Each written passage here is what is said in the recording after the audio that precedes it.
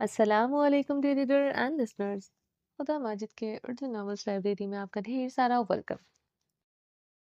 रमज़ा जुनून की एपिसोड 18 लेकर हाजिर हुई हूँ। अगर आपने अभी तक मेरे इस चैनल को सब्सक्राइब नहीं किया, जल्दी से सब्सक्राइब कर दें, लाइक एंड शेयर करें और अपनी राय कमेंट बॉक्स में लाजमी दें।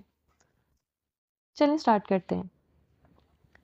ज़रमिश बाएं हाथ से खाना खा रही थी, दाएं हाथ से कुछ पकड़ना तो दूर की बात, वो मूवमेंट भी नहीं कर पा रही थी। क्या हुआ बेटा, बाएं हाथ से खाना खा रही हो? हैदर खान ने से बाएं हाथ से खाना खाते हुए देखते टोका था। इस वक्त वो लोग डाइनिंग रूम में बैठे डिनर कर रहे थे। बुलाला चोट लगी है सीधे हाथ में, ज़रमिश ने आहिस्ते से कहा। दिखाओ मुझे। हैदर खान ने इसका हाथ पकड़ा जो इसने शॉल में छुपाया हुआ था। इसके हाथ में इतनी बुरी तरह पट्टी को बंधे देखता वो मजीद परेशान हुआ था। लाला का कुछ लिक्विड गिर गया था, इसलिए एहतियाती तौर पर ऐसे पट्टी की है, वरना इन्फेक्शन फैल जाता। दर्द बिल्कुल नहीं है। वो अपना हाथ छुड़वाते हुए कुर्सी से उठती अपने कमरे की तरफ बढ़ गई थी। बेटा, हैदर खान ने परेशानी से इसे पुकारा। ज़रमिश सुनी अनसुनी करते अपने कमरे की तरफ बढ़ गई थी। दराब सराब कहाँ है? हैदर खान ने अब फरिश्ते की तरफ मतवज्जा हुआ, जो स्याह रंग की फ्रॉक पर नेट का दुपट्टा ओढ़े हुए थी। बिना किसी मेकअप के वो दमक रही थी। उर्सुला के पास है, फरिश्ते ने आहिस्तगी से बोलते हुए खाना खाने लग गई थी। तैयार रहना, कल तुम्हें तुम्हारे लाला के पास छोड़ छोड़ दूंगा। जितने दिन रहना चाहो रह लेना, मेरी तरफ से कोई रोक टोक नहीं। जब कहोगी लेने आ जाऊंगा। हैदर कुर्सी से उठते हुए इसकी तरफ बढ़ा। फरिश्ते हैरानगी से इसकी बात सुनते कुर्सी से खड़ी हुई। वो बेयकीन हुई थी। हैदर खान ने इसकी कमर में हाथ डालते फरिश्ते की तोड़ी पर अपने लप रखे। फरिश्ते गुलाबी होती निगाहें झुका गई। तुम पर अपनी शिद्दतें नहीं निछावर कर सकता, यही तुम्हारी शर्त है।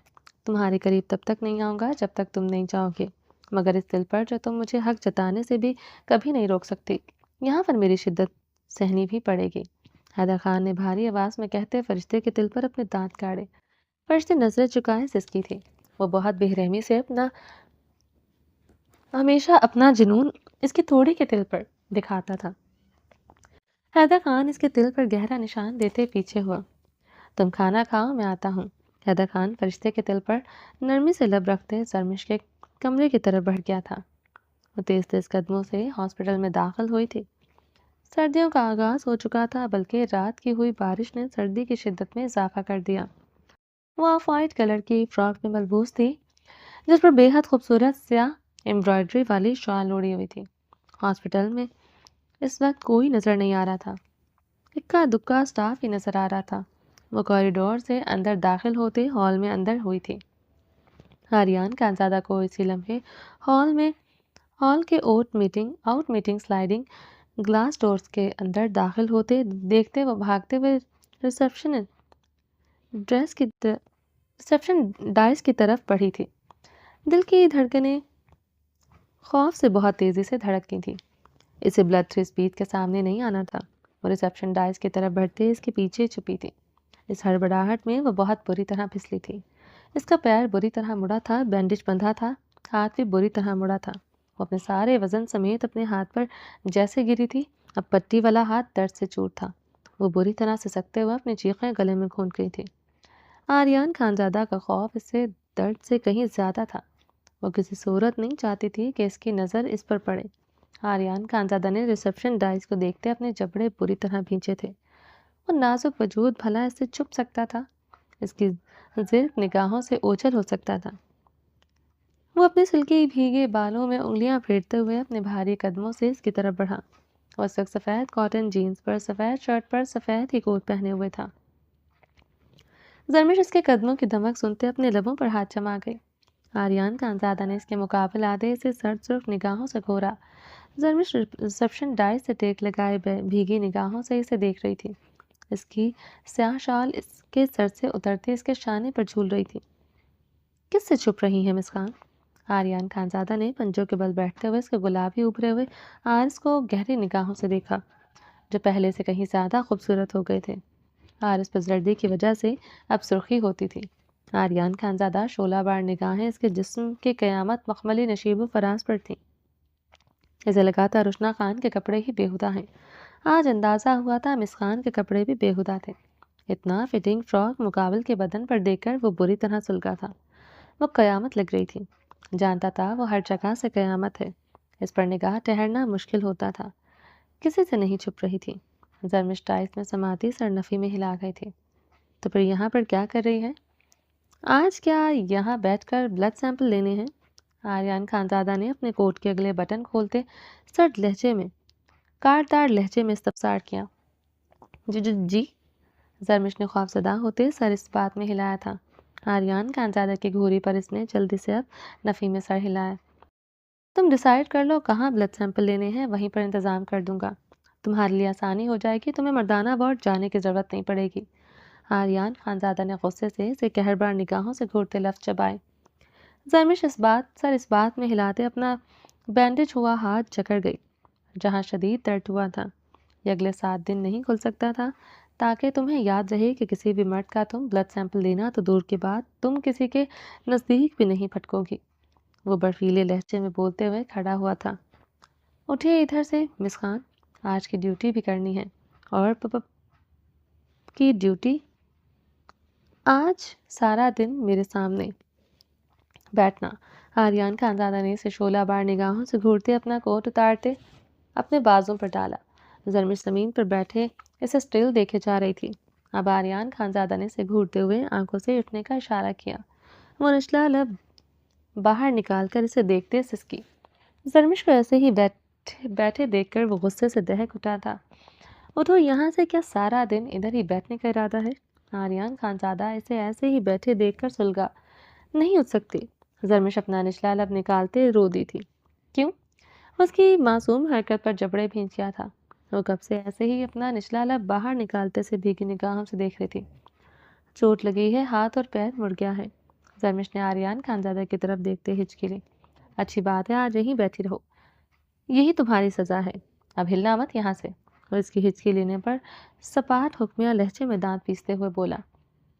زرمش نے اسی لمحے روتے ہوئے اس بات میں سر ہلایا۔ آج یہیں ایسے ہی بیٹھی رہو گی تم، ہلو گی نہیں؟ ویسے بھی تمہیں تو کبھی میں سہارا نہ دوں، اب حیدر خان ہی آ کر اٹھائے گا تمہیں یہاں سے۔ وہ پنجوں کے بل بیٹھتے اس کی ہیزل گرے آنکھوں میں اپنی سب آنکھیں گاڑے ہوئے مسکرایا۔ کسی نے دیکھ لیا تو کیا کہوں گی میں؟ زرمش نے بھیگے لہجے میں پوچھا۔ کچھ بھی کہہ دینا، مگر یہاں سے ہلو گی نہیں تم، وہ کاٹدار لہجے میں بولتے ہوئے کھڑا ہوا۔ اچھی بات ہے، یہاں پر بیٹھی رہو گی، ادھر ادھر نہیں جاؤ گی۔ کبھی اسٹور روم میں چھپتی ہو، کبھی سڑکوں پر بھاگتی ہو، اور کبھی مردانہ وارڈ میں چلی جاتی ہو۔ وہ لفظ چباتے اسے خون اشام نگاہوں سے گھور رہا تھا۔ زرمش بھیگی نگاہوں سے اسے دیکھ رہی تھی۔ شال اچھی طرح اوڑھو، معصوم لگتی ہو نہیں۔ آریان نے اس کے قیامت سے وجود اور اس کی معصومیت بھری چہروں کو دیکھتے زہر خند لہجے میں حکم دیا۔ زرمش نے اس کے حکم جلدی سے اپنی شال اچھی طرح خود پر اوڑھتے سر پر جمائی۔ آریان اسے سرسبز نگاہوں سے دیکھتے اپنے آفس کی طرف بڑھ گیا تھا۔ زرمش درد سے کراہتے ہوئے ڈریسنگ سے ٹیک لگا گئی۔ وہ سارا دن یہاں کیسے بیٹھ سکتی تھی؟ یہ بہت امبیرسنگ تھا اس کے لیے۔ وہ بلڈ ٹریس بیچ کے حکم پر بھی یہاں سارا دن بیٹھ نہیں سکتی تھی۔ اس نے جلدی سے اٹھنے کی کوشش کی، مگر درد سے کراہتے وہ اپنی سسکیوں پر قابو پاتے دوبارہ بیٹھ گئی تھی۔ مس زرمش، یہاں کیا کر رہی ہیں؟ جازل لغیاری کے لفظ سنتے آریان خانزادہ کے آفس کی طرف بڑھتے بھاری قدم رکے تھے۔ چوٹ لگی ہے؟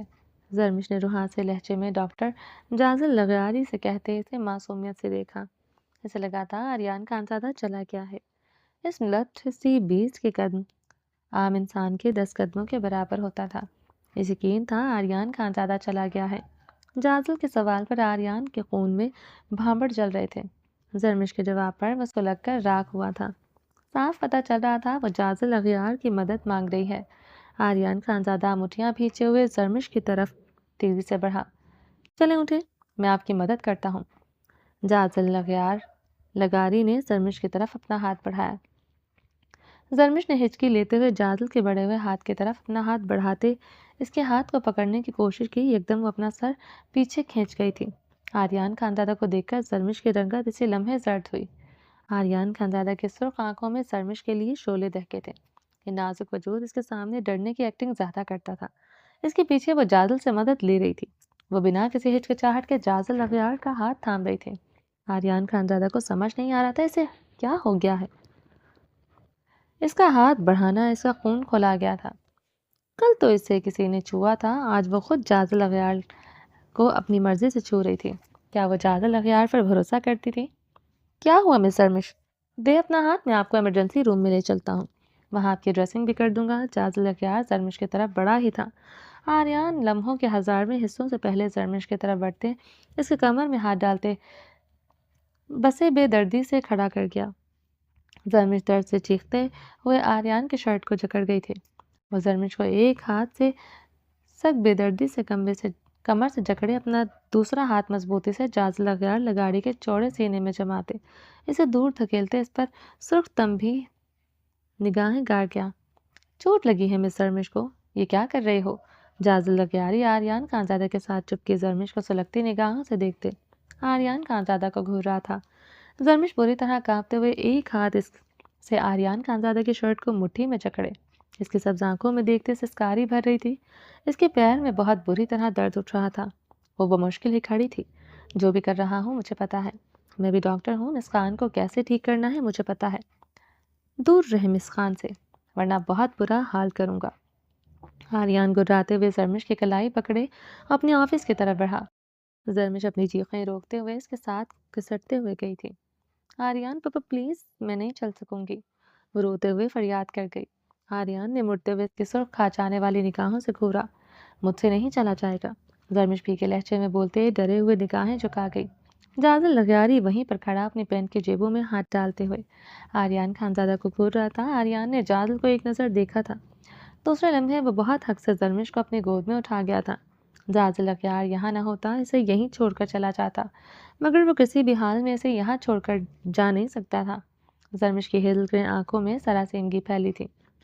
بلڈی تھریس بیسٹ کو وہ گود میں بری طرح کانپنا شروع ہو چکی تھی۔ وہ اس وقت ہال میں کوئی نہیں تھا سوائے جازل اغیار لگاری کے۔ اسے اس کی بے ہوشی میں کافی بار اٹھا چکا تھا، مگر ہوش میں اس طرح پہلی بار اٹھایا تھا۔ زرمش بہت بری طرح لرز رہی تھی۔ آریان خانزادہ جازل اغیار لگاری کو گھورتے زرمش کو گود میں اٹھائے تیز تیز قدموں سے اپنے آفس کی طرف بڑھ گیا۔ آریان کی چوڑی پشت کو دیکھتے جازل اغیار لگاری کے لب گہرا مسکرائے تھے۔ ارتضیٰ خان ہاسپٹل کے ریسیپشن سے اذان ملک کے کمرے کے متعلق معلومات حاصل کرتے اپنے بھاری قدموں سے اس کے کمرے کی طرف بڑھا۔ وہ اذان ملک کے کمرے کا دروازہ نوک کرتے اندر داخل ہوا تو اذان ملک ارتضیٰ خان کو دیکھتے حیران ہوتے اٹھ کر بیٹھا تھا۔ ارتضیٰ خان اس کے کمرے میں آئے گا یہ حیران کن تھا، وہ اس کا سب سے بڑا دشمن تھا۔ اذان ملک اپنے سینے پر لگے سٹیچز پر ہاتھ رکھتے ہلکا سا کر رہا، ابھی سٹیچز میں اٹھتے بیٹھنے سے بہت بری طرح کھچاؤ پڑتا تھا۔ ارتضیٰ خان اس کے سامنے سر جھکائے کھڑا تھا، اس کے چہرے پر پشیمانی دیکھ کر اذان ملک حیران نہیں تھا، وہ جانتا تھا ارتضیٰ خان ایسا ہی ہے، وہ دشمن تھا مگر اس سے مکمل واقفیت رکھتا تھا۔ یہاں کیا کر رہے ہو؟ اذان ملک نے ارتضیٰ کے سر پر بندھی پٹی کو بغور دیکھتے بے تاثر لہجے میں پوچھا۔ میں تم سے معافی مانگنے آیا ہوں، میرا یقین کرو میں نے جان بوجھ کر نہیں کیا، نہ میں ایسا کر سکتا ہوں، دشمنی اپنی جگہ، مگر تمہیں جان سے مارنا میں مر کر بھی نہیں سوچ سکتا۔ ارتضیٰ خان نے نظریں جھکائے کہا، جو ہو گیا سو ہو گیا ارتضیٰ، میں جانتا ہوں تم ایسا نہیں کر سکتے، وہ ایک انسیڈنٹ تھا، تمہاری کوئی غلطی نہیں۔ اذان ملک ابھی بھی بے تاثر لہجے میں بولا تھا۔ ارتضیٰ خان نے اذان ملک کا بے تاثر چہرہ دیکھتے اپنا نچلا لب بے دردی سے کاٹا تھا۔ آج وہ اس کی وجہ سے اس طرح ادھر ہسپتال میں تھا، موت کے منہ سے واپس آیا تھا، وہ شرمندگی کی انتہا پر تھا۔ میں ہرگز سزا بھگتنے کو تیار ہوں اذان، غلطی جان بوجھ کر ہو یا انجانے میں، مگر مجھ سے غلطی ہوئی ہے۔ ارتضیٰ خان نے اپنی جیب سے پسٹل نکال کر اذان ملک کی طرف بڑھائی۔ اذان ملک نے ارتضیٰ خان کو بغور دیکھتے اس کے ہاتھ سے پسٹل لیتے اس پر تانی۔ ارتضیٰ خان یہ دیکھتے آنکھیں موند گیا تھا۔ اذان ملک ارتضیٰ خان کو دیکھتے گہرا مسکرایا تھا۔ اذان ملک نے پسٹل کا میگزین نکال کر ٹریگر دبایا، کلک کی آواز کے ساتھ ارتضیٰ خان پر ہلکا سا لرزہ طاری ہوا تھا، مگر وہ اپنی جگہ پر چٹان کی طرح کھڑا تھا۔ اذان ملک کا اب کہکا گونجا تھا۔ ارتضیٰ خان نے آنکھیں کھولتے اذان ملک کو حیرانگی سے ہنستے ہوئے دیکھا۔ تمہاری سزا یہی ہے، تم اپنے سب سے بڑے دشمن کے آگے سر جھکائے کھڑے رہو، ورنہ کبھی کوئی سوچ سکتا ہے۔ ارتضیٰ خان اذان ملک کے آگے سر جھکائے کھڑا ہو۔ اذان ملک کے چہرے پر گہری مسکراہٹ تھی۔ اپنی سزا بھگت لو، پھر تمہارے سامنے ارتضیٰ خان نہیں ارتضیٰ آلیان خانزادہ کھڑا ہوگا۔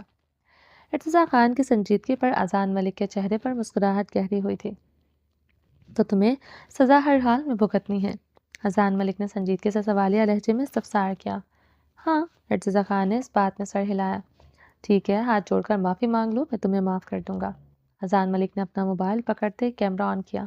یہ دیکھتے ارتضیٰ خان کی رنگت سرخ ہوئی تھی۔ شروع ہو جاؤ ارتضیٰ خان، اگر تم معافی نہیں مانگو گے تو میں معاف نہیں کروں گا، نہ تمہیں کوئی سزا ملے گی۔ اذان ملک تنزیہ مسکراہٹ ارتضیٰ پر اچھالی۔ ارتضیٰ خان نے گہرا سانس لیتے سرخ چہرے کے ساتھ اذان ملک کو دیکھا تھا۔ اذان ملک کے چہرے پر استحضائیہ مسکراہٹ بڑھتی جا رہی تھی۔ وہ جانتا تھا ارتضیٰ خان یہ سب نہیں کرے گا، مگر اگلے پل وہ حیران ہوا تھا۔ ارتضیٰ خان اپنے دونوں ہاتھ جوڑ گیا تھا اذان ملک کو دیکھتے۔ اب وہ دروازے کی طرف بڑھا۔ ارتضیٰ اذان ملک نے اپنے موبائل میں بنی ویڈیو ڈیلیٹ کرتے ارتضیٰ کو پکارا۔ ارتضیٰ خان کے قدم رکے تھے مگر وہ پلٹا نہیں تھا۔ تمہیں معافی اسی صورت میں ملے گی جب تم مجھے دشمنی ختم کر کے مجھے اپنا دوست بناؤ گے۔ اذان ملک کی بات پر ارتضیٰ خان نے پلٹتے ہوئے اسے دیکھا۔ اذان ملک ارتضیٰ خان کو دیکھتے مسکرایا۔ جواباً ارتضیٰ خان بھی گہرا مسکرایا تھا۔ دونوں ایک دوسرے کو دیکھتے اب مسکرا رہے تھے۔ ارتضیٰ خان کی گہری نگاہ اب کمرے کے صوفے پر سوئی ہوئی عائشہ کے سنہری بالوں پر تھی۔ وہ کمبل لپیٹے اس کی طرف بہک کیے سو رہی تھی۔ اس کے سنہرے سلکی بال اس کی کمر پر بکھرے تھے۔ ارتضیٰ خان کا دل ان سنہری کرنوں والے بالوں کو چھونے کو بےتاب ہوا تھا۔ اس نے سوتے ہوئے کروٹ لی۔ ارتضیٰ خان کا دل اچھل کر جیسے حلق میں آیا تھا۔ اتنی خوبصورتی اس نے آج تک نہ دیکھی تھی۔ عائشہ ملک کی خوبصورتی، اس کا ہر انداز ارتضیٰ خان کے دل پر گہرا وار کر گیا تھا۔ وہ اپنی منتشر ہوتی دھڑکنوں کو سنبھالتے جلدی سے کمرے سے نکل گیا۔ اپنے گال پر ہاتھ رکھتے ارتضیٰ خان کے لب مہم سا مسکرائے تھے۔ میں تمہاری جان لے لوں گی۔ عائشہ ملک کے لفظ یاد کرتے ارتضیٰ خان نے اپنے دل پر ہاتھ رکھا جہاں اس نے پسٹل رکھی تھی۔ جان تو تم میری لے چکی ہو۔ وہ اپنی تیز ہوتی دھڑکنوں پر ہاتھ رکھتے گہرا مسکرایا۔ یہ عشق کی زبان ہوئی، مجھ کو تیری خواہش ہوئی۔ وہ گنگناتے ہوئے اپنے بھاری قدموں سے ہاسپٹل سے نکل آیا تھا۔ شاہویر، میں کچھ نہیں جانتی۔ اس زاویار خانزادہ کو مجھے اس کی اوقات یاد دلانی ہے۔ وہ فون پر شاہویر سے بات کرتے ہوئے چیخی تھی۔ عائش، میں آ کر دیکھ لوں گا اس زاویار خانزادہ کو۔ تم کچھ بھی ایسا نہیں کرو گی۔ شاہویر کا لہجہ سخت ہوا۔ شاوی، کب آئیں گے آپ؟ آپ کے آنے کا دور دور تک پتہ نہیں۔ عائش جھنجھلائی تھی۔ عائش، تم جانتی ہو مجھے یہاں ٹریننگ پر آنا پڑا۔ موبائل فون کی بھی یہاں اجازت نہیں۔ تمہاری اتنی کالز پر مجھے لینڈ لائن پر فون کرنے کی اجازت ملی ہے۔ میرے افسران نے میری اچھی خاصی کلاس لی ہے۔ اب مجھے افسوس ہو رہا ہے، تمہیں نمبر دینا ہی نہیں چاہیے تھا۔ وہ فون پر بری طرح جھنجھلایا تھا۔ وہ یہاں پر ایک مشن پر آیا تھا جو سیکرٹ رکھا گیا تھا۔ عائشہ ملک یا مصطفیٰ ملک کو بھی اس نے کچھ نہیں بتایا تھا کہ وہ سرحد پر دشمنوں سے لڑ رہا ہے جنہوں نے ان کی چوکیوں پر قبضہ کر لیا تھا۔ روز گولیوں اور بارود کا کھیل کھیلا جا رہا تھا۔ عائشہ کی باتوں پر وہ بری طرح پریشان ہوا تھا۔ میں کچھ نہیں جانتی شاوی۔ اذان خون میں لت پت تڑپ رہا تھا۔ اس زاویار خانزادہ کے بھائی نے اذان ملک پر گولی چلائی۔ اگر اس کا نشانہ نہ چوکتا وہ جان سے چلا جاتا۔ آپ کیوں نہیں سمجھ رہے میری بات؟ کیسے چھوڑ دو زاویار کو اور اس کے بھائی کو؟ وہ ہذیانی ہوئی تھی۔ کیا چاہتی ہو؟ شاہویر نے گہرا سانس لیتے ہوئے پوچھا۔ شاوی، کچھ بھی کرو، مجھے زاویار خانزادہ کا بھائی سلاخوں کے پیچھے چاہیے۔ وہ اٹل لہجے میں بولتے شاہویر ملک کو پریشان کر گئی تھی۔ میری بات سنو عائش، زاویار اور اس کے بھائی کے ساتھ کیا کرنا ہے میں خود آ کر دیکھوں گا۔ تم کسی قیمت پر زاویار کے سامنے نہیں جاؤ گی۔ لیکن شاوی، کیا کہہ رہا ہوں میں؟ تم زاویار خانزادہ کے سامنے اب نہیں جاؤ گی۔ تو مطلب نہیں جاؤ گی۔ وہ فون پر غصے میں حلق کے بل دھاڑا تھا۔ عائش اس کی دھاڑ سنتے ہی ایک دم درستے ہوئے بے یقین ہوئی تھی۔ وہ پہلی مرتبہ اس پر ایسے چلایا تھا۔ شاوی، عائش کی بھیگی بے یقین آواز سنتا وہ گہرے سانس لیتے جھنجھلاتے ہوئے فون بوتھ کے گلاس وال پر پوری قوت سے مکہ مار گیا۔ پتہ نہیں کیوں زاویار خانزادہ کے نام پر اس کی سانسیں اٹک رہی تھیں۔ اگر تم زاویار خانزادہ کے سامنے اب گئی تو تمہاری جان اپنے ہاتھوں سے لوں گا۔ اتنا جان لو، بلکہ تم اچھی طرح جانتی ہو میں میجر شاہویر ملک ہوں، جو اپنی آئی پر آ جائے تو یہ دنیا ہلا سکتا ہے۔ مجھے مجبور مت کرو عائش ملک، میں تم پر سختی کروں۔ وہ اب گرایا تھا۔ کیسے سختی کریں گے آپ مجھ پر شاہویر؟ نکاح نہیں ہوا ابھی، آپ مجھ پر ایسا کوئی حق نہیں رکھتے۔ وہ بھیگی آواز میں بولی تھی۔ حق ہے میرا تم پر عائش ملک، صرف میجر شاہویر ملک کا حق ہے تم پر. تمہاری سانسوں تمہارے پور پر صرف میرا حق ہے. اس کے لیے نکاح کا ہونا ضروری ہے ہی. وہ عائش ملک کی بات پر پاگل ہوتا گرج اٹھا تھا. دونوں طرف سے اب گہری خاموشی چھائی تھی. شاہویر اپنے گھنے بالوں میں انگلیاں پھیرتے ہوئے اپنا نچلا لب بے دردی سے کاٹتے ہوئے اس کے سانسوں کا مدھم رقص سنتے ریسیور کان سے لگائے فون بوتھ کی دیوار سے ٹیک لگا گیا. آئی ایم سوری جان, آئی ایم ریئلی سوری. میں تم پر چیخنا نہیں چاہتا تھا, نہ میں تمہاری کوئی بات ٹال سکتا ہوں, مگر میرا تھوڑا انتظار کر لو. میں وعدہ کرتا ہوں میں واپس آ کر زاویہ خانزادہ کے کلام کے پہاڑوں کو ہلا کر رکھ دوں گا. وعدہ ہے یہ میجر شاہویر ملک کا. وہ اٹل مضبوط آواز میں بولا. اوکے شاوی, میں انتظار کروں گی. وہ سپاٹ انداز میں بولتے فون کاٹ چکی تھی. شاہویر جھنجھلاتے ہوئے فون بوتھ کی دیوار پر مکہ مارتے ہوئے اپنی پیشانی دیوار پر ٹکا گیا. اس کی ناراضگی اب ادھر چین نہیں لینے دے گی. وہ جانتا تھا. اذان ملک کی گاڑی کلام کی سڑکوں پر دوڑ رہی تھی. اسے ہاسپٹل سے ڈسچارج ہوئے 2 دن ہو گئے تھے. رضا خان کے داور خان کی بارات اور ولیمہ ڈیلے کر کے کچھ دن آگے کا رکھ دیا تھا. رضا خان کے بے حد اصرار پر مصطفیٰ ملک رک گئے تھے. رضا خان اور مصطفیٰ ملک ایک دوسرے پر جان مارتے تھے. یہ دوستی برسوں سے تھی. وہ لوگ بزنس پارٹنرز تھے. رضا خان مصطفیٰ ملک کا بہت بار مہمان بن چکا تھا, مگر مصطفیٰ ملک پہلی مرتبہ اپنی فیملی سمیت رضا خان کا مہمان بنا تھا. یہ واضح ہو گیا تھا کہ ارتضیٰ خان کی غلطی سے اذان ملک کو فائر لگا تھا. وہ ہوائی فائر کر رہا تھا. گولی اذان ملک کو لگ گئی تھی. اذان ملک بالکل ٹھیک تھا, اسی لیے مصطفیٰ ملک نے بات کو تول نہیں دیا تھا. اذان ملک کی طبیعت آج بہت بہتر تھی. وہ کلام کی سڑکوں پر ڈرائیو کرتے کلام کے سرد موسم اور پہاڑوں اور دریاؤں کی خوبصورتی انجوائے کر رہا تھا. عائش کو فون پر اذان نے لب کھینچے تھے. اذان ملک نے لب کھینچے تھے. وہ اس سے چھوٹی تھی, مگر حق وہ ایک ماں کی طرح جتاتی تھی.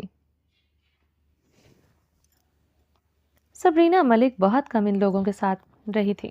وہ بہت بڑی بزنس وومن تھی. مصطفیٰ ملک نہیں چاہتے تھے وہ بزنس وومن کے طور پر ان کے سرکل میں جانی جائے. وہ چاہتے تھے سبرینا گھر رہ کر اذان ملک اور عائش ملک کو دیکھیں, مگر انہوں نے کسی قیمت پر سمجھوتا نہیں کیا. اور آج بھی مصطفیٰ ملک کی بیوی تھی, مگر سالوں سے وہ اور مصطفیٰ ملک الگ رہ رہے تھے. سبرینا ملک اذان ملک اور عائش ملک کو بہت بار اپنے ساتھ بہت عرصے کے لیے رکھ چکی تھی. اذان ملک نے بالغ ہوتے ہی سبرینا ملک کے پاس چھٹیوں میں جانے سے انکار کر دیا.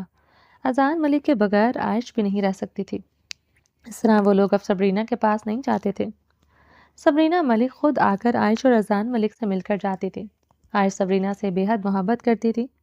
اذان ملک سبرینا سے اکھڑے مزاج سے ملتا تھا, مگر عائش بے حد محبت سے کرتی تھی سبرینا سے. سبرینا کی جان بھی بستی تھی عائش میں. اذان ملک نے غصے سے جھنجھلاتے ہوئے فون اٹھایا. بولو, کیوں فون کیا ہے؟ وہ غصے سے جھنجھلایا.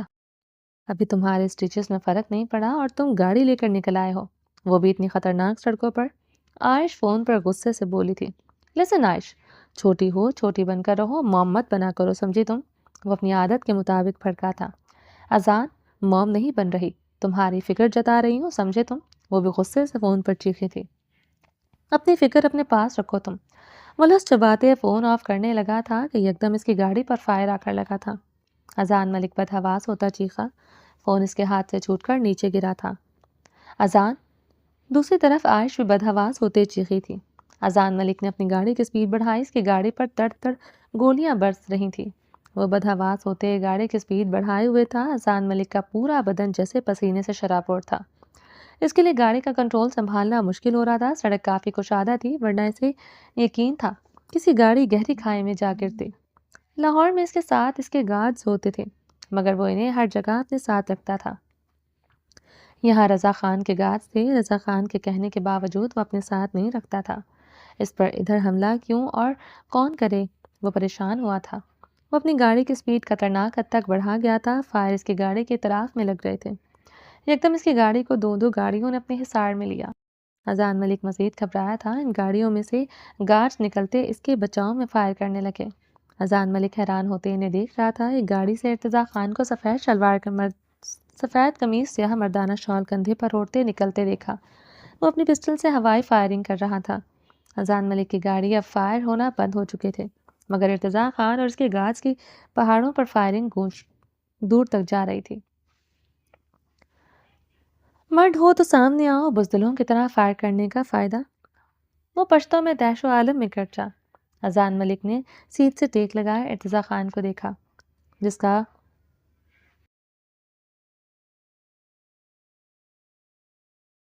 کا چہرہ بے حد سرخ ہو رہا تھا۔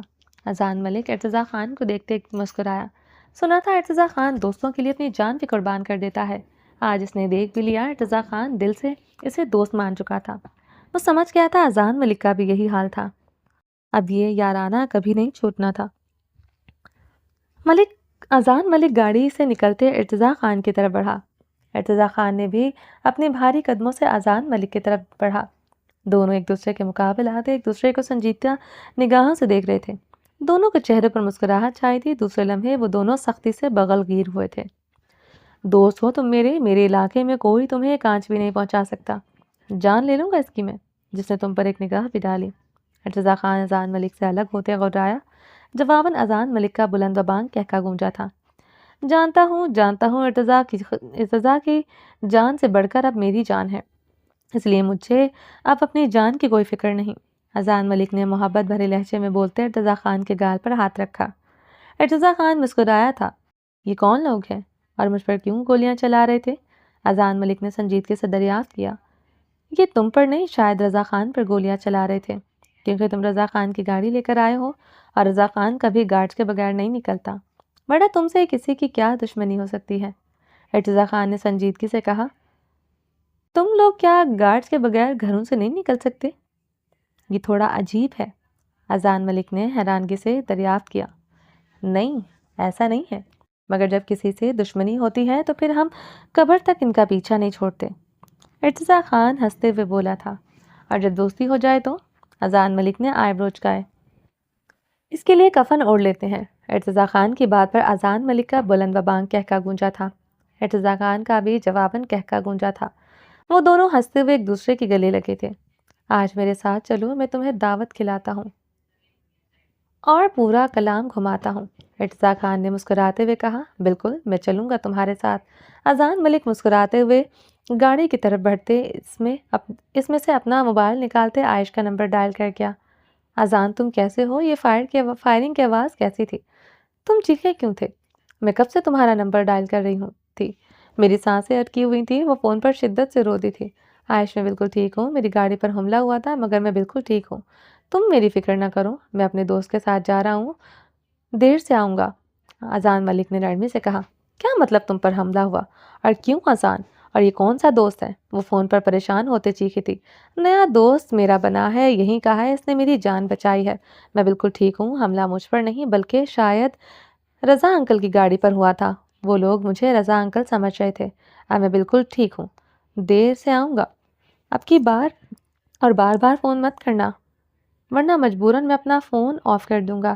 وہ سختی سے کہتے فون بند کر چکا تھا۔ بہت اریٹیٹ کرتی ہے یہ چھوٹی ہے مجھ سے مگر پوری ماما بنتی ہے میری۔ میں عائش کو بتا دیتا کہ تم میرے دوست ہو تو میرا سانس لینا دوبھر کر دیتی۔ تمہارے لالا اور تمہارے بہت خلاف ہے، اسے سیدھا صرف میجر شاہویر ملک ہی کر سکتا ہے۔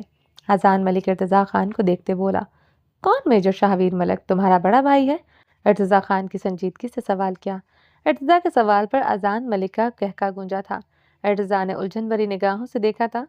ہاں، بڑا بھائی ہے میرا، بلکہ بھائی سے بھی بڑھ کر۔ اذان ملک مسکرایا۔ ارتضیٰ خان بھی جواباً مسکرایا۔ عائش ارتضیٰ خان کی دھڑکنوں پر ایک ہی نام دھڑک رہا ہے۔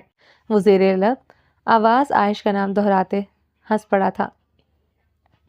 عائش فون میں ہاتھ پکڑے گہرے سانس لے رہی تھی۔ اذان ملک پر حملہ ہوا، اس کا دل غم و غصے سے بری طرح دھڑک رہا تھا۔ وہ اب اس کلام میں نہیں ٹھہرنا چاہتی تھی، مگر رضا خان کے مجبور کرنے پر وہ لوگ رکے ہوئے تھے۔ رضا خان اور داور کی شادی بھی آگے کر دی گئی تھی، صرف مصطفیٰ ملک کی خاطر۔ ارتضیٰ خان سے گولی غلطی سے چلی، سب اس بات پر یقین کر چکے تھے، مگر اس کا دل نہیں مان رہا تھا۔ اسے زاویار خانزادہ جیسے ظالم، اکڑ مزاج، مغرور انسان سے اب اسی سب کی توقع تھی۔ ارتضیٰ خان اپنی دشمنی کی آڑ میں اذان ملک کی جان لینا چاہتا تھا۔ اسے یقین اب مکمل ہو چکا تھا، ورنہ اذان ملک پر حملہ کیوں ہوتا؟ عائش نے اسی لمحے فون سے صبرینہ ملک کو کال ملائی۔ ماما، مجھے اسی وقت ارتضیٰ خان کے نام FIR کٹوانی ہے۔ وہ بنا سلام دعا کے فون پر چیخی تھی۔ کام ڈاؤن میری جان، کیا ہوا ہے بتاؤ مجھے، صبرینہ تحمل سے بولی۔ ماما، یہاں کے کسی زاویار خانزادہ کے بھائی ارتضیٰ خان نے اذان ملک کو مارنے کی کوشش کی ہے۔ مجھے ہر حال میں ارتضیٰ خان حوالات میں چاہیے، عائش چیخی تھی۔ نہیں مام، پاپا اس بات کو سمجھ نہیں رہے۔ آپ کچھ بھی کریں، یہاں کے DSP کمشنر کسی کا بھی کانٹیکٹ کرتے ہیں، ارتضیٰ خان کے نام FIR کٹوائیں تاکہ وہ لوگ ماما ڈر جائیں، ورنہ اذان کو کچھ بھی ہو سکتا ہے۔ عائش کی بات پر صبرینہ پریشان ہوئی تھی۔ اوکے، میں کچھ کرتی ہوں، FIR کٹ جائے گی۔ جب تک تم لوگ یہاں ہو میں تم لوگوں کے لیے درجنوں گارڈز بھی بھجوا دوں گی، مگر تم اس سب سے دور رہو، صبرینہ نے حکمیہ لہجے میں کہا۔ اوکے ماما، ایک شرط پر، اگر آپ ابھی اسی وقت ارتضیٰ خان پہ FIR کٹواتی ہیں، میں وعدہ کرتی ہوں میں سب سے دور ہو جاؤں گی، لیکن آدھے گھنٹے میں یہ کام ہو جانا چاہیے، عائش ملک ضدی انداز میں کہتے فون بند کر چکی تھی۔ اس وقت شام کے 6 بج رہے تھے۔ صبرینہ کے بھیجے ہوئے گارڈز 5-7 گھنٹوں بعد وہاں پہنچ گئے تھے۔ عائش ملک ان گارڈز اور وہاں کے DSP کے ہمراہ زاویار خانزادہ کی حویلی داخل ہوئی۔ مصطفیٰ ملک، اذان ملک کو اس کے بارے میں کچھ نہیں پتا تھا۔ رضا خان اور مصطفیٰ ملک شکار پر گئے ہوئے تھے۔ اذان ملک ارتضیٰ خان کے ساتھ تھا۔ وہ اس وقت شاکنگ پنک کلر کی فلیئر والی بے حد خوبصورت فراک میں ملبوس تھی۔ اس کے سنہری بال کھلے ہوئے تھے، اس کا قیامت سا بدن اس فراک میں مزید قیامت لگ رہا تھا۔ مردانے میں اس وقت کسی جرگے کا فیصلہ ہو رہا تھا۔ مردانہ کچا کچ مردوں سے بھرا پڑا تھا۔ زاویار خانزادہ کی حویلی گولیوں کے خطرناک آوازوں سے گونج اٹھی تھی۔ وہاں کا DSP دلفریب خان یہ سب دیکھتے بری طرح پریشان تھا۔ وہ پریشر میں زاویار خانزادہ کی حویلی داخل ہوا تھا۔ اب وہ اپنا انجام جانتا تھا۔ نوکری بچتی تو شاید وہ اب جان سے چلا جاتا۔ ارتضیٰ خان کے خلاف FIR اسے مجبوراً کاٹنی پڑی تھی، مگر عائش ملک اپنے گارڈز کے ہمراہ تھانے پہنچ جائے گی وہ یہ نہیں جانتا تھا۔ مجبوراً اسے یہاں آنا پڑا تھا، بلکہ وہ لایا گیا تھا۔ اس کے پاس اتنی پولیس فورس نہیں تھی جتنے عائش ملک کے پاس گارڈز تھے۔ عبدالفریب خان اپنی پیشانی پر آیا پسینہ بار بار صاف کر رہا تھا۔ عائش ملک کے گارڈز نے عائش ملک کے حکم پر حویلی کے باہر فائر کیے۔ اس وقت زاویار کی حویلی کے باہر 1-2 ہی گارڈز تھے۔ وہ لوگ انہیں زوکف کرتے حویلی کے اندر داخل ہو چکے تھے۔ عائش ملک اپنے درجنوں گارڈز کے ہمراہ مردانے میں داخل ہوئی۔ مردانے کے بڑے سے عالیشان لاؤنج میں بیٹھے ہوئے زاویار خانزادہ اور آلیان خانزادہ پر اپنی اپنی کرسیوں سے طیش و عالم میں کھڑے ہوئے تھے۔ عائش ملک زاویار خانزادہ کو دیکھتے سزائیہ مسکرائی۔ زاویار خانزادہ دلفریب خان کو خونخوار نگاہوں سے گھور رہا تھا۔ آلیان خان بھی عائش ملک کو سرخ آنکھوں سے دیکھتے دلفریب خان کو گھور رہا تھا، جو اس وقت پسینے میں نہلایا ہوا تھا۔ وہ رومال سے اپنی پیشانی کا پسینہ صاف کر رہا تھا۔ التمش خانزادہ بھی عائش ملک کو خون شام نگاہوں سے گھور رہا تھا۔ زاویار کے اشارے پر التمش خانزادہ نے مردانے میں موجود تمام مردوں کو باہر جانے کو کہا۔ کوئی کہیں نہیں جائے گا، سب یہاں رہ کر اپنے سردار زاویار خانزادہ کا انجام دیکھیں گے۔ جب زاویار خانزادہ کے بھائی ارتضیٰ خان کو ہتھ کڑیاں لگا کر گھسیٹتے ہوئے یہاں سے لے کر جائے گا، تب آپ لوگوں کو پتہ چلے گا کہ زمینی خدا نہیں ہے یہ، بلکہ یہ کچھ بھی نہیں ہے۔ عائش ملک زاویار خانزادہ کے سامنے آ کر کررائی تھی۔ زاویار خانزادہ عائش ملک کو سرخ آنکھوں سے گھورتے اپنی مٹھیاں سختی سے دبوچ گیا، ورنہ مقابل پر اس کا ہاتھ اٹھ جاتا۔ وہاں کھڑے لوگ چہم گوئیاں کرنا شروع ہو چکے تھے۔ یہ لڑکی زاویار خانزادہ کی حویلی یوں تنتناتے ہوئے داخل ہوئی تھی، وہ بھی پولیس کے ہمراہ۔ یہ حیران کن تھا۔ کیا بکواس کر رہی ہو تم لڑکی، ہوش میں تو ہے تم؟ تمہارا ہمت کیسے ہوا ہمارا حویلی میں گھسنے کا؟ تمہارا جان لے لیا جائے گا تمہاری اس حرکت پر۔ آلیان خان طیش و عالم میں گرجا تھا۔ ابھی تم زمینی خداؤں کی جان میرے قبضے میں ہے۔ عائش ملک اپنے گارڈز کی طرف دیکھتے سزائیہ ہنسی تھی۔ اس کے گارڈز چاروں طرف زاویار خان کو اپنے حصار میں لیے ہوئے تھے۔ زنان خانے کی طرف کھلتے بڑے سے لکڑی کے دروازے کی طرف آڑ سے یہ سب دیکھتے وہاں کے ملازمیں اور گھر کی عورتیں کانوں کو ہاتھ لگا رہی تھیں۔ پہلی مرتبہ کسی عورت کو اسے شیرنی کے روپ میں اور بے انتہا اتنا بے باک دیکھا تھا کہ وہ لوگ تو اسے ان کپڑوں میں دیکھ کر حیران تھی۔ پھر وہ زاویار خانزادہ کی آنکھوں میں آنکھیں ڈالے کھڑی تھی۔ زنان خانے کی عورتیں عائش کا انجام سوچتے پریشان ہوئی تھی۔ زاویار خانزادہ نے التمش کو اشارہ کیا۔ زاویار خانزادہ کے اشارے پر التمش نے جواباً سر ہلایا، اپنا فون نکالا۔ اپنا گارڈ سے ڈرا رہا ہے، وہ بھی ہمارا حویلی میں داخل ہو کر۔ یہ تمہارا گارڈ اور تم اپنا ٹانگوں پر آیا ہے، مگر جائے گا یہاں آپ گھٹنوں کے بل۔ آلیان خان اپنی مونچھوں پر ہاتھ پھیرتے ہوئے عائش کو خون اتری آنکھوں سے دیکھتے گررایا۔ زاویار خانزادہ دلفریب خان کو خون شام درندے کی مانند گھور رہا تھا۔ خان صاحب ہم مجبور تھا۔ دلفریب خان ہکلاتے ہوئے بمشکل بولا، تمہاری مجبوری میں نکالوں گا۔ زاویار خانزادہ اپنی ہلکی گھنی بیئرڈ پر ہاتھ پھیرتے ہوئے صوفے پر بیٹھتے ٹانگ پر ٹانگ جما گیا۔ التمش خان کو فون زاویار خانزادہ کی طرف بڑھایا۔ کیا دلفریب خان ڈی ایس پی نہیں رہا؟ وہ ایف آئی آر کا کوئی ریکارڈ نہیں اب تھانے میں۔ زاویار خانزادہ فون کان سے لگائے مسکراتے ہوئے بولا۔ دلفریب خان یہ سنتے بوکھلایا تھا۔ عائش ملک نے ناسمجھی سے زاویار خانزادہ کو دیکھا۔ اب بات کرنا نہیں چاہو گے تم دلفریب خان سے، جو زاویار خانزادہ کے ٹکڑوں پر پلے جوان ہوتے ہیں؟ زاویار خانزادہ کو ہی کاٹ دیا۔ زاویار خانزادہ نے غراتے ہوئے فون دلفریب خان کی طرف بڑھایا۔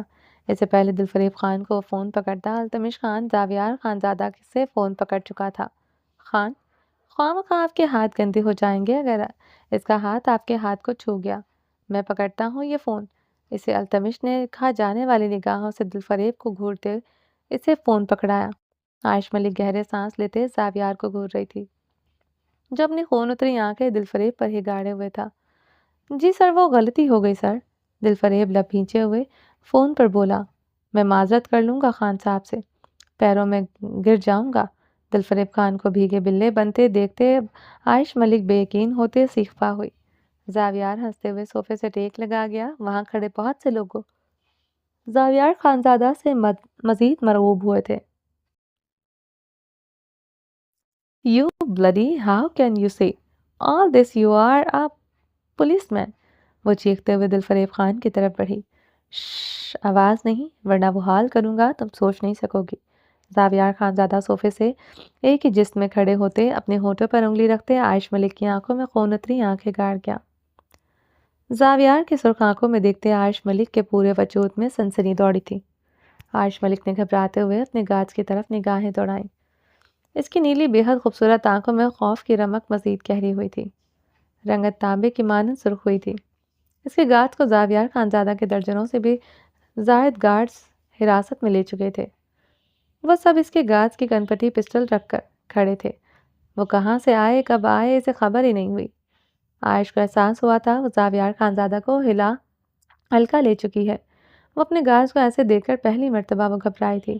عائش نے ہاتھ میں پکڑے فون سے مصطفیٰ ملک کو کال ملانے کی کوشش کی۔ التمش عائش سے فون چھینتے دیوار پر مار گیا۔ عائش کے لبوں سے چیخ بلند ہوئی تھی۔ زاویار خانزادہ کے اشارے پر التمش نے اسی لمحے مردانہ خالی کروایا تھا۔ اب صرف وہاں آلیان خان، دلفریب خان، التمش خان، زاویار خانزادہ اور عائش ملک تھے۔ عائش کے گارڈز تھے۔ زاویار خانزادہ کے اشارے پر زاویار خانزادہ کے گارڈز عائش ملک کے گارڈز کو اپنی پسٹل کے حصار میں باہر لے گئے تھے۔ باہر 2-3 فائر کر کے آواز آئے تھے۔ عائش ملک اور دلفریب خان کی بری طرح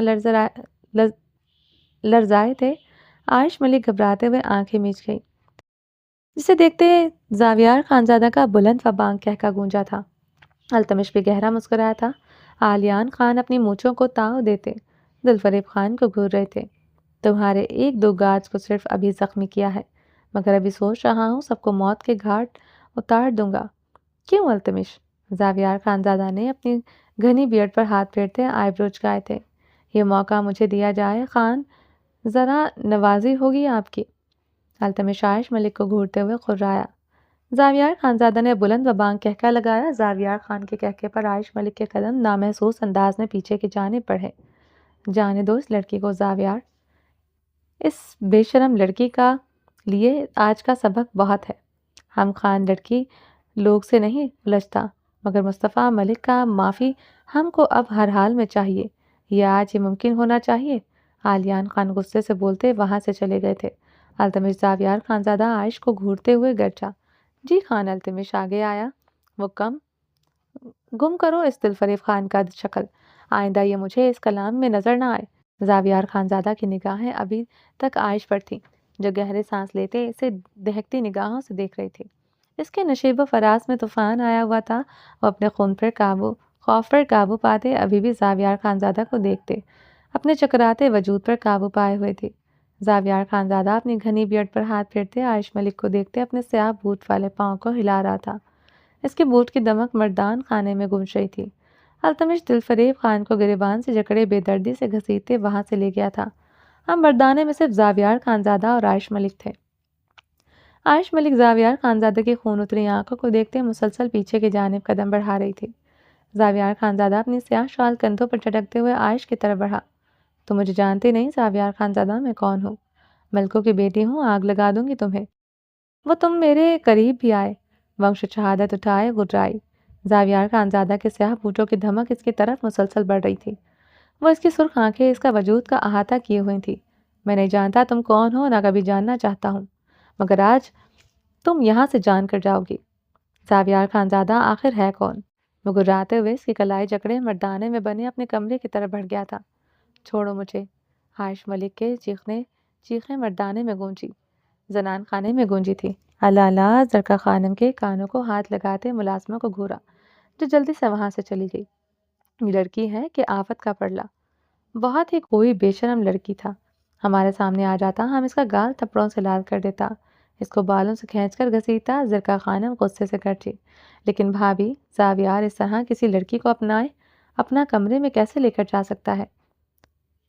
توانا خانم کو اپنے بیٹے زاویار کی حرکت بالکل پسند نہیں آئی تھی۔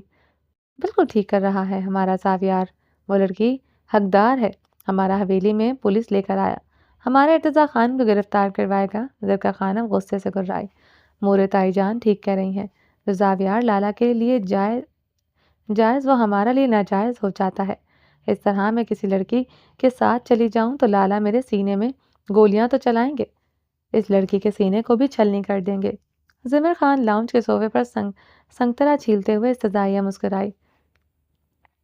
چھلکے زنان خانے کے سنگ مرمر سے بے حد خوبصورت فرش پر وہ پھینک رہی تھی۔ زمر، اپنا زبان پر قابو پاؤ، یہ کس طرح کی باتیں کر رہا ہے؟ اور تم یہ جگہ کیوں گندا کر رہا ہے؟ چھلکا پلیٹ میں رکھو۔ تبانہ خانم نے اسے غصے سے جھڑکا تھا۔ گلبانو اٹھا لے گی مورے، مجھ سے نہیں ہوتا یہ کام۔ زمر خان نے غصے سے پلیٹ دور کھسکائی۔ تبانہ خانم نے ٹوکنے پر زمر خان کا موڈ بری طرح خراب ہو چکا تھا۔ وہ غصے سے اپنے کمرے کی طرف بڑھ گئی۔ کیا ضرورت تھی اسے ٹوکنے کا؟ تم اچھی طرح جانتا ہے اس کا مزاج کتنا نازک ہے۔ زرقا خانم نے تبانہ خانم کو غصے سے دیکھا۔ ہمارا سب بچوں کا عادت تم نے بگاڑ کر رکھا ہے بھابھی، سب کا مزاج شہانہ ہے سوائے ہمارے ارتضیٰ کے۔ تبانہ خانم نے سر جھٹکتے کہا، یہ بچہ تمہارا نہیں ہمارا ہے، یاد رکھنا۔ اور زمر خان تو خاص طور پر ہمارا بیٹی ہے، ہمارا زرق کا دلہن بنے گا۔ وہ اٹھا لے گا اس کا سارا نخرہ، جتنا خوبصورت ہے نخرہ جچتا ہے ہمارا زمر پر۔ زرقا خانم کی بات پر تبانہ خانم نے مسکراتے سر ہلایا تھا۔ زاویار خانزادہ عائش ملک کو لیے کمرے میں داخل ہوتے اپنے واش روم کی طرف بڑھا۔ عائش ملک کی سانسیں رکی تھی اسے واش روم میں داخل ہوتے دیکھتے۔ واش روم میں داخل ہوتے عائش ملک کو دیوار میں بے دردی سے پٹک گیا۔ عائش ملک نے چیختے ہوئے اپنی کمر میں اٹھتے درد پر قابو پایا۔ درد کی لہر پوری کمر میں سرایت کر گئی تھی۔ وہ گہرے سانس لیتے زاویار خانزادہ کو دیکھ رہی تھی جو اسے واش روم میں کیوں لایا، وہ سمجھ نہیں پائی تھی۔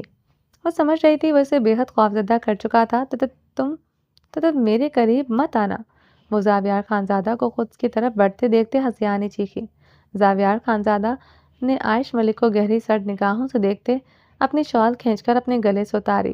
عائش ملک کی نیلی آنکھیں پھٹنے کی حد تک کھل گئی تھی۔ میرے قریب مت آنا زاویار خانزادہ، جان لے لوں گی تمہاری، وہ حلق کے بل خوفزدہ ہوتی چیخی تھی۔ وہ اس کی طرف بڑھتے استدعائیہ مسکراتے ہوئے اس کی دونوں کلائیوں کو شاور کے ہینڈل کے پیچھے لے جاتے بے دردی سے اپنی شال سے سختی سے باندھ گیا تھا۔ کیا کر رہے ہو؟ عائش ملک کے لفظ حلق میں گھٹے تھے، اس کے ہاتھ باندھ چکا تھا، وہ کچھ نہ کر سکی تھی۔ وہ اب اس کے بے حد قریب کھڑے اپنے دونوں ہاتھ اس کے گرد جمائے سے محصور کر گیا تھا۔ زاویار خانزادہ کی سرخ آنکھیں عائش کی گہری نیلی بے حد خوبصورت مگر خوفزدہ آنکھوں میں گڑی تھی۔ عورت ہو تم، عورت کے لیے کیا سزا اس کی موت بن جاتی ہے، وہ آج تمہیں دینا چاہتا ہوں۔ وہ اس کی خوفزدہ آنکھوں میں دیکھتے سزائیہ ہنسا۔ مقابل جتنے تنتنے سے آئی تھی اس کے سامنے جیسے بھیگی بلی بنی تھی۔ وہ ابھی بھی اپنے خوف پر قابو پائے ہوئے تھی، مگر اس کی نیلی آنکھوں میں اس کی نزدیکی پر خوف گہرا ہوا تھا۔ کیا سزا موت بن جاتی ہے؟ عائش نے کپکپاتے لبوں سے استفسار کرتے اس کے سرخ آنکھوں میں جھانکا۔ تمہیں اپنی جان سے پیار ہے یا عزت سے؟ زاویار خانزادہ نے شاور کھولتے مسکراتے ہوئے پوچھا۔ مجھے اپنی عزت سے پیار ہے، مگر تمہیں اپنی جان سے پیار نہیں۔ تم نے مجھے چھوا بھی تو تمہارا حال موت سے بدتر ہو چکا۔ زاویار خانزادہ، ہم ملکوں کو اتنا ہلکے میں نہ لو۔ اگر ملکوں کی بیٹی دن دہاڑے تمہاری حویلی گھس سکتی ہے تو سوچو جب ملکوں کے مرد تمہاری حویلی میں گھسیں گے تو کیا ہوگا؟ وہ زاویار خانزادہ کی آنکھوں میں دیکھتے تنبیہ لہجے میں کرائی۔ شاور سے گرتا ٹھنڈا پانی اس کی کپکپی طاری کر چکا تھا۔ وہ ہل بھی نہیں پا رہی تھی۔ پانی کی تیز بوچھاڑ اس کی سانسیں تیز کر چکی تھی۔ بدن گیلا ہوتے فراق جسم سے چپک چکا تھا۔ زاویار خانزادہ کے سامنے اپنا یہ حلیہ اس کا چہرہ ضبط سے سرخ کیے ہوئے تھا۔ وہ زاویار خانزادہ کو دیکھتے غصے سے پاگل ہو رہی تھی۔ ملکوں کی بیٹی کا جو حال ہوا وہ ملکوں کے مردوں کا اس سے بھی برا ہوگا۔ وہ اس کے اعتراف میں مکہ مارتے ہوئے حلق کے بل دھاڑا تھا۔ پورا واش روم اس کی دھاڑ سے لرزا اٹھا تھا۔ عائش ملک کی دھاڑ پر شدت سے لرزا اٹھی تھی۔ وہ سچ میں مقابل کو اپنے سامنے خوف سے کپکپانے پر مجبور کر سکتا تھا۔ اس کی دھاڑ میں خوف خون شام درندے کی گراہٹ نمایاں تھی۔ عائش ملک بری طرح لرز رہی تھی۔ آج تمہیں پتہ چلے گا تم نے کس کو للکارا ہے، جب میں تمہاری عزت تار تار کر دوں گا، جب تم پھٹے ہوئے کپڑوں میں اس حویلی سے نکل کر جاؤ گی۔ وہ اس کا جبڑا دبوچے اس کی آنکھوں میں دیکھتے گر رہا ہے۔ تو تم ایسا نہیں کر سکتے، مجھے ایسے نہیں ہونے دوں گی۔ عائش ٹوٹے لفظوں سے بمشکل بولی تھی۔ وہ اس کا جبڑا بھی دردی سے دبوچے ہوئے تھا۔ وہ اس کی سخت انگلیاں اس کے نازک گالوں میں گڑی جا رہی تھی۔ زاویار خانزادہ اس کی نزدیکی پر اب بری طرح خوفزدہ ہوئی تھی۔ وہ اس کے ساتھ کچھ بھی کر سکتا تھا، وہ اس کا مقابلہ نہ کر پاتی۔ ہاتھ تو وہ اس سے پہلے ہی باندھ چکا تھا۔ عائش ملک کی آنکھوں میں پھیلی سراسیمگی وہ اس کے ٹوٹے لفظ سنتے زاویار خانزادہ کا کہکا گونجا۔ عائش ملک اس کے کہکے پر مزید خوفزدہ ہوئی تھی۔ قسم کھاتا ہوں تمہاری جگہ کوئی مرد ہوتا اس کے بدن کے چتھڑے اڑا دیتا۔ تمہیں آج اپنے عورت ہونے پر شکر منانا چاہیے۔ وہ اس کا جبڑا ایک جھٹکے سے چھوڑتے ہوئے دھاڑا۔ عائش ملک نے بمشکل گہرے سانس لیتے اپنے جسم پر نگاہ ڈالی جس کی کارستانیاں عروج پر تھی۔ زاویار خانزادہ اس کے چہرے پر نگاہ گاڑ کیے ہوئے تھا۔ زاویار خانزادہ نے ایک بار بھی اس کے جسم پر نگاہ نہیں ڈالی تھی، مگر عائش کا دل کیا تھا وہ زمین میں گڑ جائے۔ تمہیں چھوں گا نہیں کیوں؟ عورت کی عزت میرے لیے بھی بہت اہمیت رکھتی ہے، مگر تم جس طرح میری حویلی میں گھسی ہو، مجھے یقین تمہیں اور نہ تمہارے گھر کے مردوں کو تمہاری کوئی پرواہ ہے۔ وہ استزائیہ مسکرایا۔ اگر تم میرے گھر کی عورت ہوتی تو تمہیں زندہ زمین میں گاڑ دیتا۔ میں مر کر بھی تمہارے گھر کی عورت نہ بنوں۔ وہ اس کی بات کاٹتے ہوئے بلبلاتے ہوئے گہرے سانس لیتی چیخی۔ میں تمہیں اپنے گھر کی عورت بنانے سے پہلے ہی تمہاری سانسیں کھینچ لوں۔ وہ اس سے بھی زیادہ اونچی آواز میں دھاڑا تھا۔ عائش ملک نے بری طرح لرزتے ہوئے اسے گلابی آنکھوں سے دیکھا۔ جتنا ہو سکتا ہے چیخو چلاؤ، یہاں تمہاری چیخیں کوئی نہیں سنے گا۔ تم آج کی رات ایسے ہی بندھی رہو گی، صبح ہوتے ہی اب تم یہاں سے جاؤ گی اس گیلے لباس میں سب کے سامنے، اور سب کو یقین دلاؤ گی آج رات ہم دونوں کے بیچ کچھ نہیں ہوا۔ دیکھتے ہیں کون تم پر یقین کرتا ہے۔ زاویار سرد لہجے میں کراتے ہوئے لمبے لمبے داغ پڑتا پڑتا چلا گیا تھا۔ کھولو مجھے زاویار خانزادہ، میں تمہاری جان لے لوں گی۔ عائش ملک خود کو مسلسل چھڑواتے ہوئے چیخی تھی۔ دروازہ بند کرتا چلا گیا تھا۔ وہ مسلسل خود کو چھڑواتے ہوئے چیخ رہی تھی۔ ٹھنڈا پانی اس کے جسم کو فریز کرتا جا رہا تھا۔ اس کی چیخو پکار بڑھتی جا رہی تھی۔ زاویار خانزادہ اپنے بیک گراؤنڈ کے ساتھ ایک لگائے سگریٹ کے گہرے کش لیتے اس کی چیخیں سنتا گہرا مسکرا رہا تھا۔ چلیں جی، باقی کا نیکسٹ ایپیسوڈ میں کنٹینیو کریں گے۔ امید ہے آپ کو یہ ایپیسوڈ پسند آئی ہوگی۔ چینل کو سبسکرائب نہیں کیا جلدی سے سبسکرائب کر دیں، لائک اینڈ شیئر کریں اور اپنی رائے کامنٹ باکس میں لازمی دیں۔ اپنا ڈھیر سارا خیال رکھیے گا، دعاؤں میں یاد رکھیے گا۔ اللہ حافظ۔